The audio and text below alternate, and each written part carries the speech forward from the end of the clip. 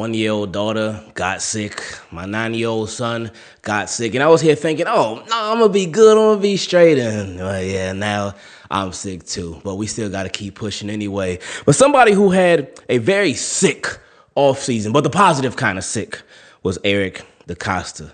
Man, this offseason has been amazing. Ravens already had a really great core of players, and Eric DeCosta just simply added even more, both through the draft, through free agency, and it's like he just never really stops. Just when you think the Baltimore Ravens are done, just when you think they're finished, Eric DeCosta, he does something else. I thought, hey, Ravens drafted Tez Walker last year. They brought back Tyler Wilder. They said, no. We're going to go ahead and add Deandre Hopkins too. How about that? We already had Darius Washington and Kyle Hamilton. Eric DeCosta said, you know what? Malaki Starks, let's get it. We got Kyle Vanoy coming back, Odafe away in a contract year. Hopefully he goes off like crazy, like normal Ravens pass rushers doing contract years. Eric DeCosta said, you know what? Mike Green. And that was probably the most shocking pick maybe in Ravens history, man, because I don't think anybody saw that coming. And then they got through the draft. They got through the first and second and third wave of free agency. Then we all chilling. We all relaxing. We still thinking, oh, yeah, we can use another corner. They signed Cheeto Awuzie, too. So we think, okay, Ravens got their corners pretty much set. But then Jaire Alexander was talking to him that he was available. And he was available via trade. Obviously, that didn't happen. Then he got cut. And Eric DeCosta said, you know what? Watch this. And he added yet another one. So now, with training camp being a couple of weeks away, it's coming up very, very soon. This offseason has flown by. But with training camp being right around the corner, a lot of us as Ravens fans are wondering, is Eric DeCosta and the Baltimore Ravens, are they done? Are they finished adding talent? Now, you could think, yeah, they're done. Because they could be. Because Ravens could line it up right now for the rest of the season, and their roster would be stacked. Their roster will be nice. Their roster will be competitive. Their roster will be very, very just great. And this may be one of the best rosters in the Lamar Jackson era, period. That's it. Like, I think this actually may be the best one that they've ever had. So again, I hate when I would see people say, oh, hey, this year, Ravens ain't got no excuses this year. When did they have excuses last year? When did they have excuses the year before? It's been no excuses for the Baltimore Ravens. But anyway, this roster is nice, but are they done?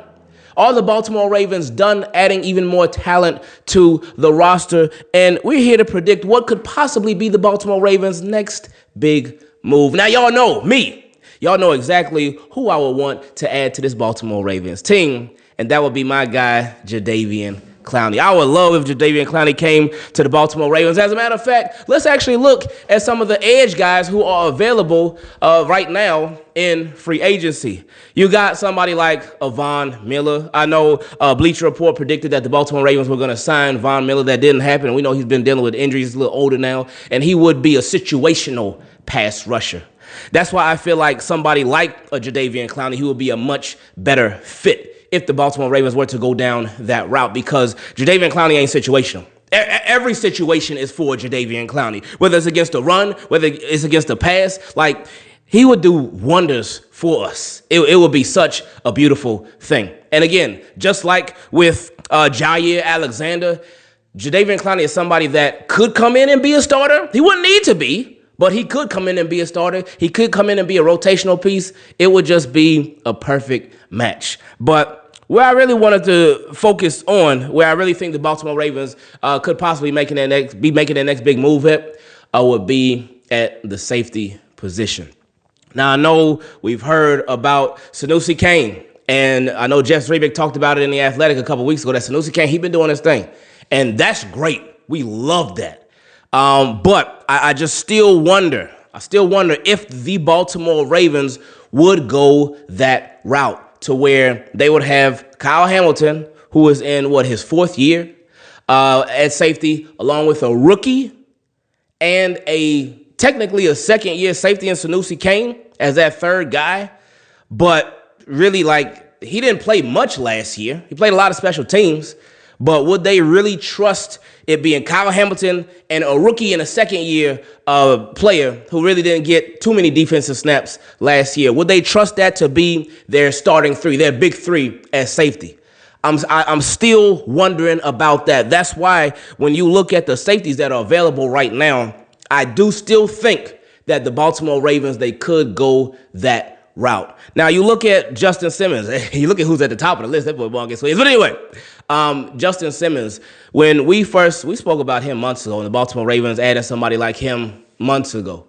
I thought that, especially when Darius Washington unfortunately went down, I thought that Justin Simmons, his price, it went up. Reason being because when Darius Washington went down, it created a need for the Baltimore Ravens at the safety position. Because they lost somebody and they needed to replace that person. So I figured, all right, if Justin Simmons, if they really interested in him, then he's going to be able to get them for a little bit more money. But time has passed and he's still out there. He's still a free agent. So what that means is that price, every single day that he's out there, that price, it goes down.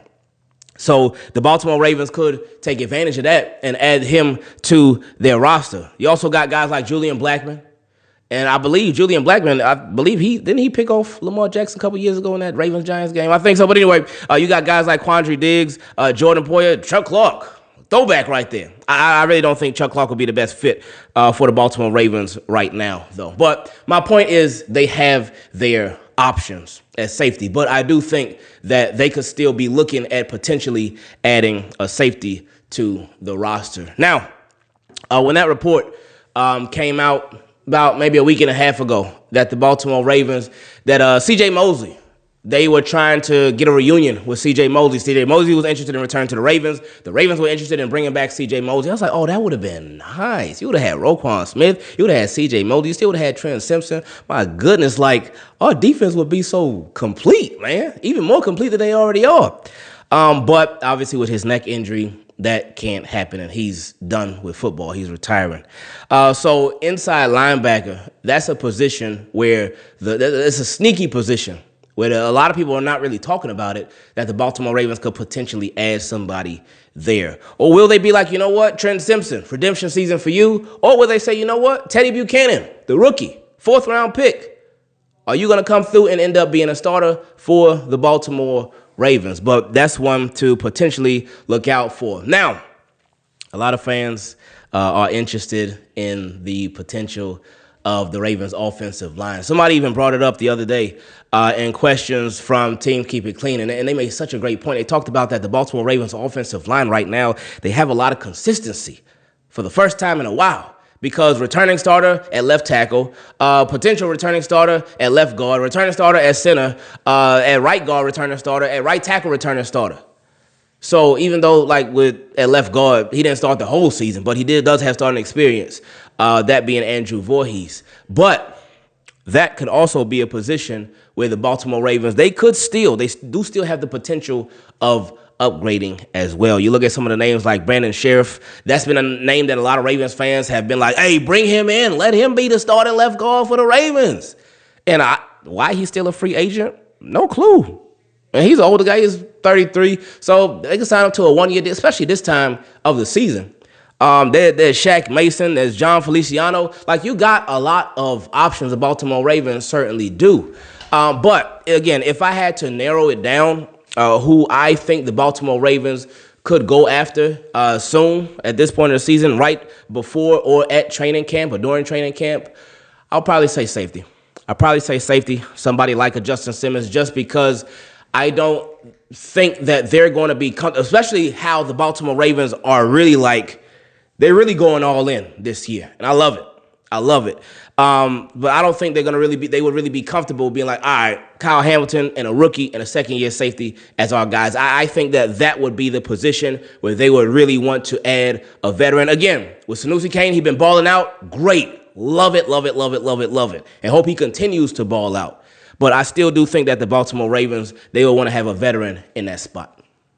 We've made it to my favorite part of these videos where we feature your questions. Send an email to teamkeepitclean@gmail.com if you want to be a part of it, or if you want to become a Team Keep It Clean patron and send your question that way, you can go to patreon.com/Ingravenvids. Let's get into it. First questions, plural, came from my guy, Jarvo. He said, hope all is well with you and the family. He said, I know I have some questions still in the Team Keep It Clean vault that you haven't got to yet, but I know you got a lot of Team Keep It Clean family questions to answer as well. See, my guy, Jarvo, you already know how it is, man.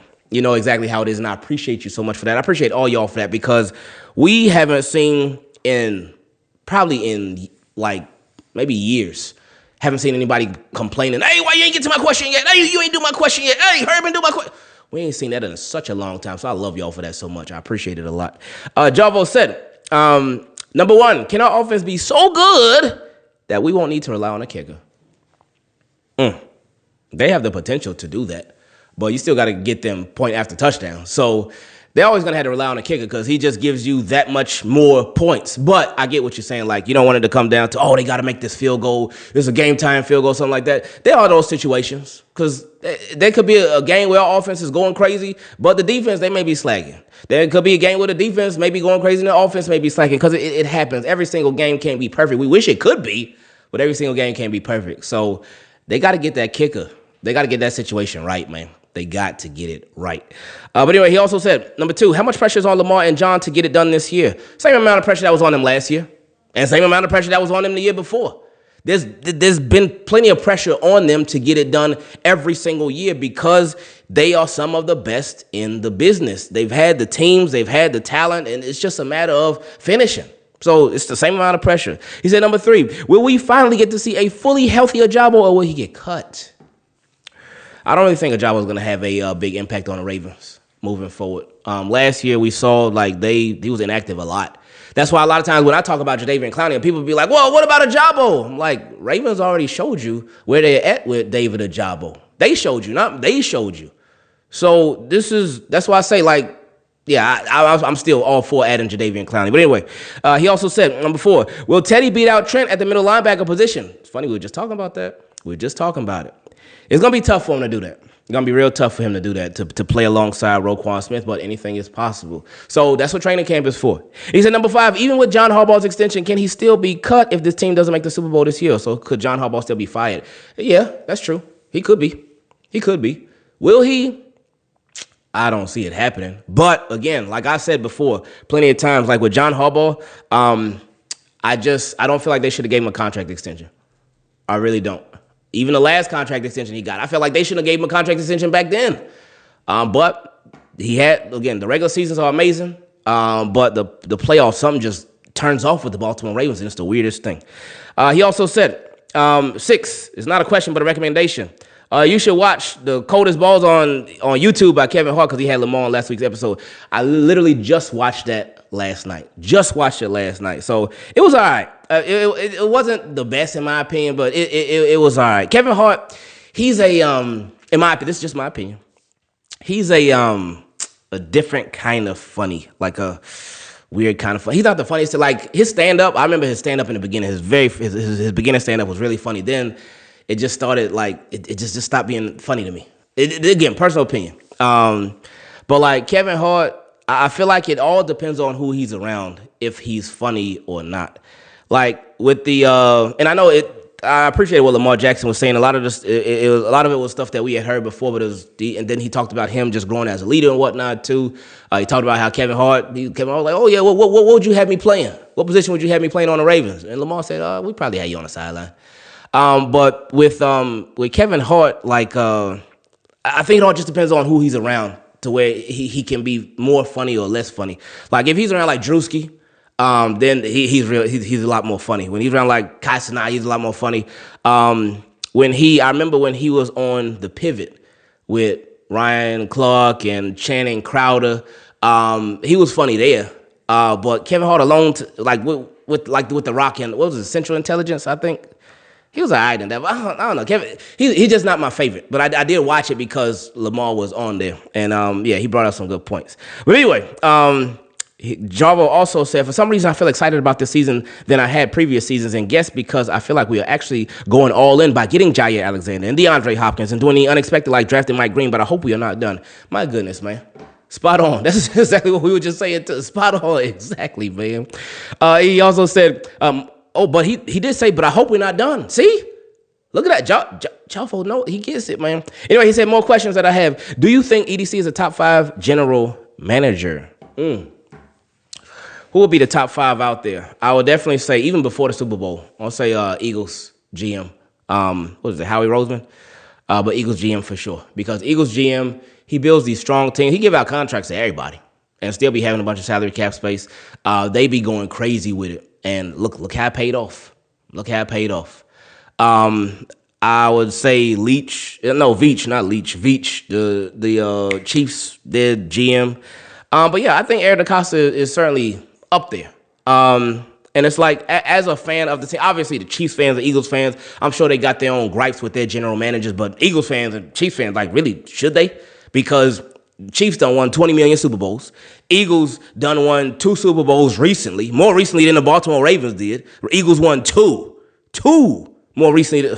Man, we got to get on it. But that's more than the GM, the Super Bowls are. But I think Eric DeCosta is really, really good. I think he's really, really good. And I told y'all, like, he earned my trust after, I think it was in 2023, or was it 2? I forgot what year it was. But yeah, Eric DeCosta got it now. So yeah, he's up there. And he said, is John Harbaugh a top 5 head coach? Ooh, is John Harbaugh a top 5 head coach? Ooh, now that's a question right there. I feel like that's a lot harder than EDC as a GM. Because John Harbaugh, he's good. He's really good. He's a player's coach. They love him. He knows how to get the guys riled up. He knows how to bring them back when their backs are against the wall. That's where he could shine. Like, again, you look at last year. They started off, 0-2, 0-3? I think it was 0-2. But then they climbed out of that, and they did their thing, man. Is he top 5? I think he's definitely top 10. Is he top 5? Man, I don't know. Top 5, because that's like, he the best of the best. John Harbaugh, he's good. He's really, really good. I would really have to think about that one. I really would. John Harbaugh's really good though. So I could say yes for now. He's top 5. But again, you got to get it done. We got to finish. We got to finish. We really got to, man. And I'm tired of. We all tired of this team just being stacked, being strong, being and then come playoffs. So give us this year. Give us no doubt that you top 5 and just finish, like, straight up. That's it, man. And he said, what are your expectations for Zach Orr in his second season? Consistency now. Consistency and just this defense really knowing exactly what they need to do and them being really, really good from jump and then turning from really, really good to great. And he said, lastly, expectations for the offense and defense. For both to really go off, because you got every reason. Because, like we just said, consistency. You had the same offensive coordinator. This will be his 3rd year. Defensive coordinator. This will be his 2nd year. So the consistency with the coaching is there. You got, like, people that came and left that are part of the coaching staff, but you still got the main coordinators. So you got every reason to have continued success. Anyway, he also said, question for you is, why do you think Lamar Jackson doesn't play like Lamar in the postseason? He said, we blame coaching, but the coaches don't turn the ball over or make reckless plays. All right, so why don't I think Lamar doesn't play like Lamar in the postseason? Sometimes I think it can be overthinking. Sometimes I think it can be the weight of the world on his shoulders, because a lot of times where it's happened to where if Lamar Jackson doesn't have a perfect game in the postseason, then the Ravens lose. And it can be like that during the regular season, too. It can be like that a lot of times in the regular season, too, to where if Lamar Jackson doesn't do everything right, then the Baltimore Ravens, they lose. And a lot of people can add more weight on his shoulders. And I think the weight of really carrying a team throughout the regular season, because obviously everything runs through Lamar. Everything runs through Lamar. So the weight of carrying a team during the regular season, it can pile on. And I'm sure if you ask Lamar Jackson, he'll tell you, oh, no, put it on my shoulder, put it on my back. But I think it could just pile on. That's why I was so glad when they got Derrick Henry, because that allowed them to take some pressure off of Lamar. Because Lamar Jackson, obviously a great player, Hall of Fame player. Then you added another great player, another great Hall of Fame player. So that was a beautiful thing. Now they added Deandre, Hopkins. And I think that's what it's been, man. Him just wanting to do everything and get it all right there, right now. And I get it, man. Like, especially you're the quarterback of the team. You're trying to score points. You want to score points every single drive. Sometimes it can be pressing. Sometimes, like last year, there was some stuff that was even out of his control. There was the Rashad Bateman running the wrong route, the Mark Andrews, the fumble, and the Mark Andrews drop. So that time when Lamar could do everything right and stuff could still go wrong. So it's just one of them things where we always say it every year. He just got to play his game. Just play his game, do your thing. Don't worry about the critics. Don't worry about the outside noise. Just do you. That's it. Just do your thing, and that's it. And then the rest, it'll fall into place. He also said, how do you feel about sports analysts calling us the Eagles of the AFC? Oh, I would have no problem with that because that would mean we win a Super Bowl. But I'm sure you're referring to how we built the team. So, yeah, no problem.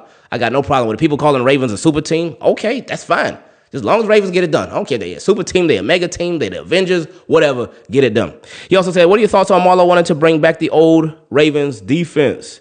Yeah, I mean, that's impossible because of the rules these days, but it's a nice thought. But he just basically saying like, hey, we got to be on point, and we really want to stop these teams from not only scoring points, but stop them from getting big plays, stop them from getting chunks of yards. We really want to stop them from that. And they did do that a lot, like, for the most part, after they made the changes and whatnot. The big plays were at a minimum. They really were. So the Ravens did a good job of that. He also said on paper, this team should be a top 3 in offense and defense. We have 5 to 6 all-pros on defense. We should have a no-fly zone defense. And with lockdown corners, the pass rushers should feast. Still think we should sign a veteran left guard. See what we was talking about at the beginning of the video? See that boy, Jarvo gets it, man. He gets it. He said, a few questions I got for you. Do you think we have a kicking problem? Hope not. I remember when we talked about this a couple weeks ago when they were saying, Hoyland was missing some, Tyler Loop was missing some. It was like, oof. And I was saying, well, it's better to get the misses out now. But then somebody brought up a good point. They were like, hold up, there's no pressure. There's no crowd. He's not at an away stadium with the crowd going crazy. So he should be making these because there's no pressure. I said, oof, yikes. So imagine when the pressure does come. Maybe he's one of those people that just like to show up when it matters the most. So we'll see. Anyway, he said, if Jaire plays fully healthy, do we extend him? That's a great question because Marlon Humphrey will have 1 year left on his deal after this year. Nate Wiggins will be in his 3rd year. It's a possibility. I hope that he does end up being healthy this whole season, and I hope he puts that pressure on the Ravens to give him a contract extension with how great he is. He said, Lamar said that this is vengeance year for us, in which I'm tired of hearing because they said it last year. But in your opinion, what does a vengeance year look like? Finishing, and really put it on teams big time, man. Like, not taking the gas off like the Ravens have done so much in so many games. Really putting it on teams.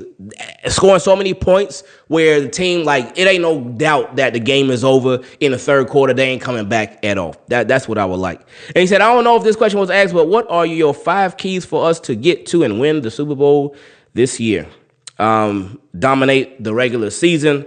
In the playoffs, don't turn the ball over. In the playoffs, offense be who they are and run that score up, run them points up. Don't look back, don't hold back. Defense, cause turnovers in the playoffs because that's something that we've been missing too. But then number 5, and it's funny, asked about is John Harbaugh a top 5 coach? Number 5, I would say Harbaugh. Just had them boys ready, man. Because they ain't been all the way ready. They've been close to ready, but they ain't been all the way ready yet. But had them boys ready, be ready to make adjustments in the postseason during those games when things ain't going so perfectly. And that's going to happen. Mistakes are going to happen. Stuff is going to happen because you got to give credit to the other teams too. But have them boys ready and be ready to make fixes during those postseason games.